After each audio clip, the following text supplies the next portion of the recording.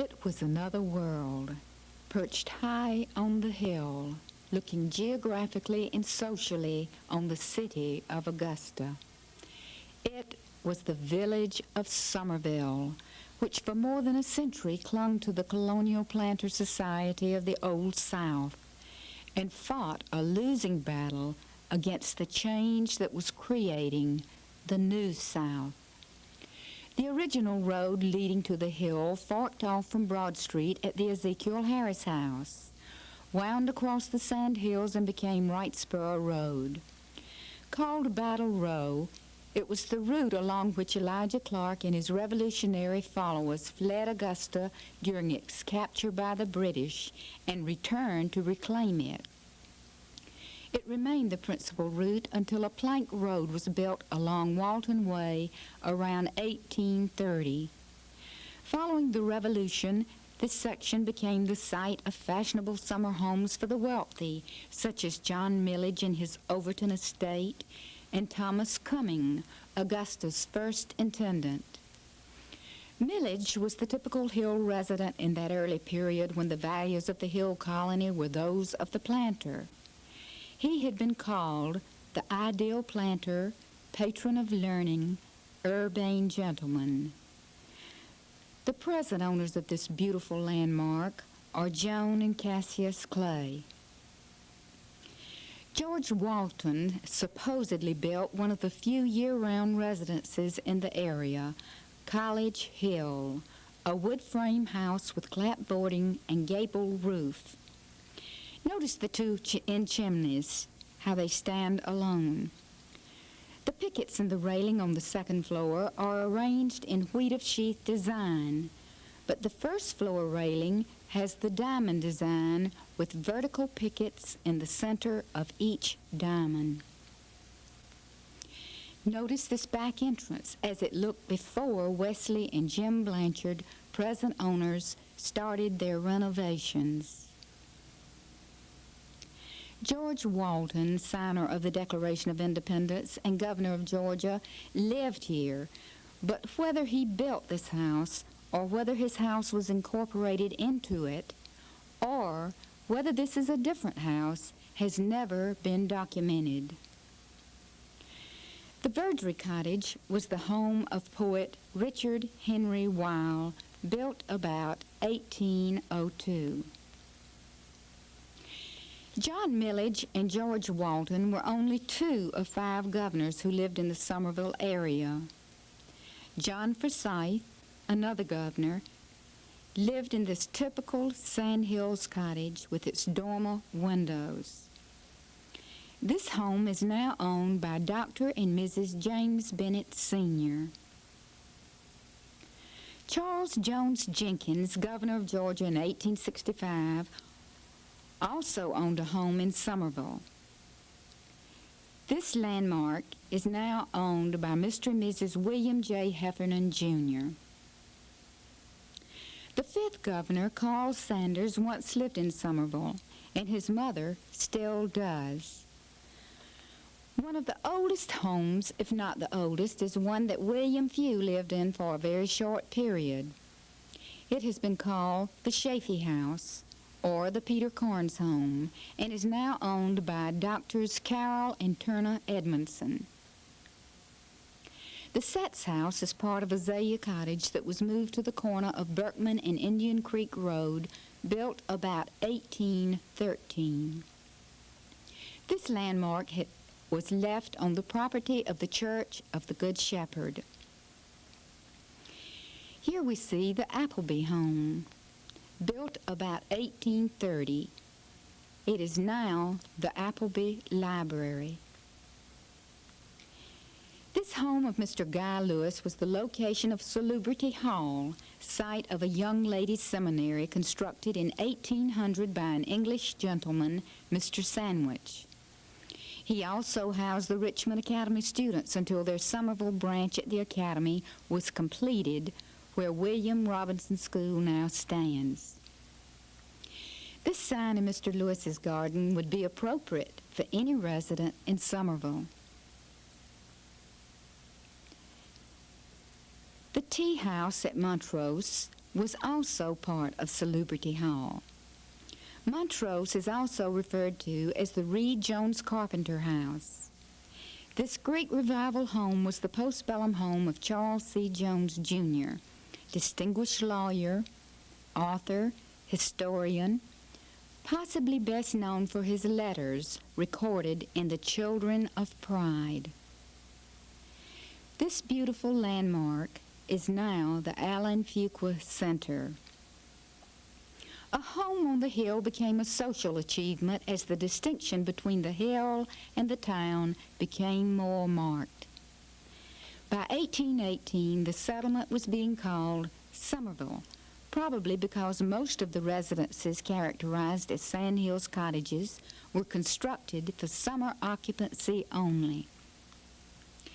In 1826, most of the Hill residents protested the establishment of the Augusta Arsenal in Summerville, complaining that the privacy, security, and tranquility of the neighborhood would be disturbed. The original Augusta Arsenal was located on the Savannah River, which is now the site of Sibley Mills. Before the first year had passed, the entire garrison was taken ill with black fever. Only 2 survived, Major M.M. Payne and Lieutenant Lawrence Augustus Regal. Major Payne was taken to Bellevue, the home of Freeman Walker, and nursed back to health. The United States government decided to move the arsenal to this healthier location and avoid another deadly bout of the black fever. They purchased the present site of Augusta College on Walton Way, 70 acres for $6,000 from Freeman Walker. 1 acre was reserved for a graveyard for the Walker family. Construction of the buildings on this new site began in 1827 and consisted of 2 sets of officers' quarters and enlisted men's barracks. This is the old Arsenal Guardhouse, now located on the northeast corner of Augusta College. Despite the location of the arsenal there, larger and more substantial homes were built in Summerville, and it became the social center of the area. In 1861, the village grew to the point that it was incorporated as a separate municipality with its own intendant and council. The boundary was drawn as a circle with a mile radius from Gould's Corner at Walton Way and Millage Road. This is one of the landmarks next door to Gould's Corner, Highgate, now owned by Mr. and Mrs. Travis Payne. This landmark is a fascinating combination of Greek Revival and Italianate styles. The central unit is 1.5 stories with dormer windows. The roofs are gable, hipped, shed, and flat. Front and side porches have heavy square Doric-type columns. The oldest part is the north wing with the back porch built about 1810. The back porch has a unique stairway with curved silhouette and arched ceiling. This beautiful structure has been placed on the National Register of Historic Places. The ensuing Civil War hardly disturbed the traditional quiet of the hill, and the quarter-century following was the golden age of Summerville. The Augusta and Summerville Railroad symbolized the post-war progress. The 40-minute ride from the Broad Street Fountain to the hill was quite a social affair, and the dinner car at 1 p.m. was always crowded. However, change began to threaten the traditional society of Summerville.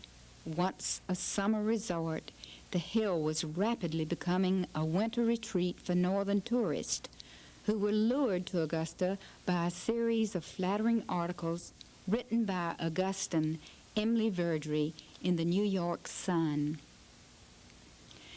The golden age turned into the tourist age when the big, rambling Bonaire Hotel was built in 1889, despite the protest of Summervillians. Soon there was a new waterworks system, new system of electric lights, a country club,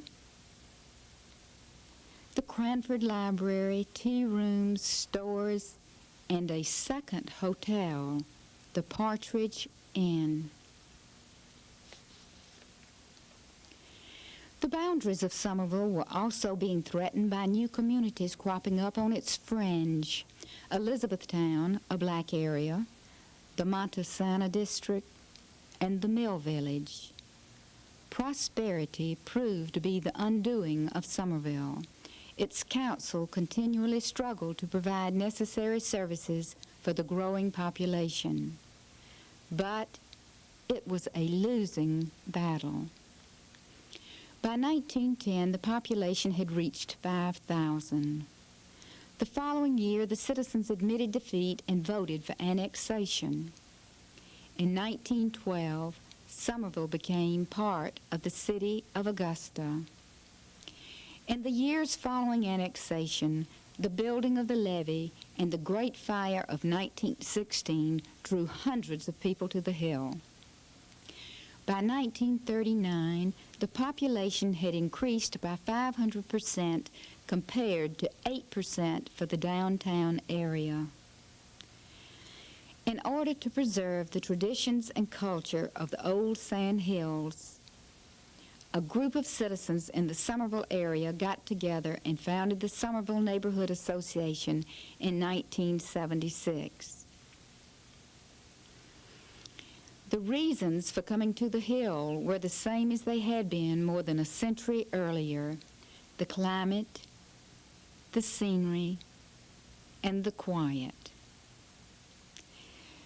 This area was designated as an historic district on the National Historic Register May the 22nd, 1980.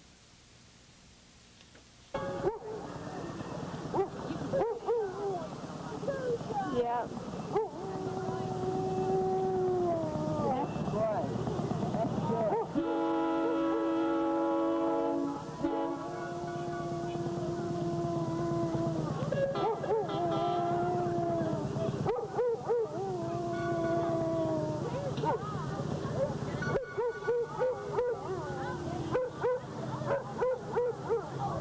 That dog is so loud.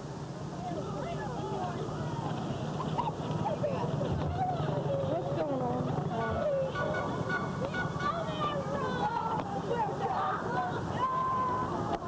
Get our little man. I got him. I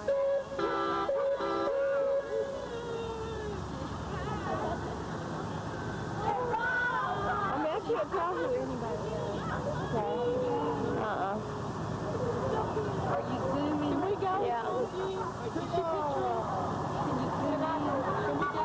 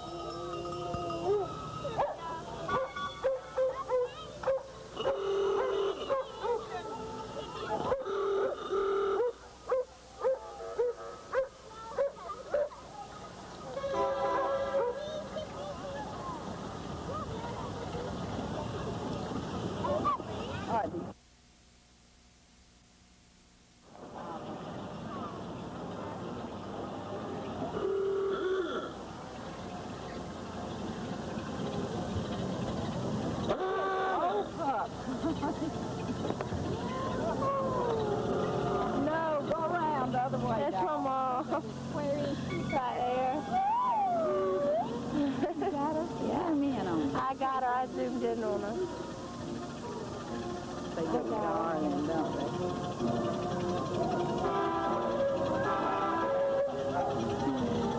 Next, honorary grand marshal.